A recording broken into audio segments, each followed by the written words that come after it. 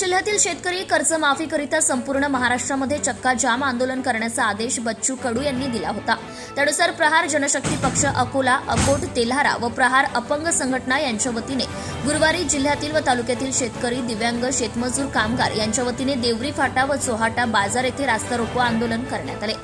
प्रहारचे अध्यक्ष बच्चू कडू यांनी मागील महिन्यात 8 दिवस बेमुदत अन्नत्याग आंदोलन केले होते। 7/12 कोरा करा याकरिता पदयात्रा काढून कर्ज माफी करावी, दिव्यांगांची पगारवाढ करावी यासह 17 मागण्या शासनाकडे केल्या। शासन मात्र त्यांची अंमलबजावणी करायला तयार नाही। याकरिता प्रहार जनशक्ती पक्षाचे संस्थापक अध्यक्ष बच्चू कडू यांच्या आदेशाने जिल्ह्याचे शेतकरी, उपजिल्हा प्रमुख जीवन खवले व जिल्हा प्रमुख कुलदीप बसू यांच्या मार्गदर्शनात ठिकठिकाणी चक्का जाम आंदोलन करण्यात आले।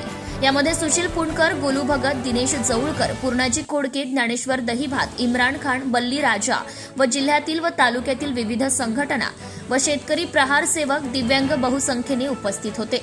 सत्यशोधक न्यूज चॅनलसाठी अकोला जिल्हा संपादक विशाल Gavai. Subscribe now and press the bell icon. Never miss an update.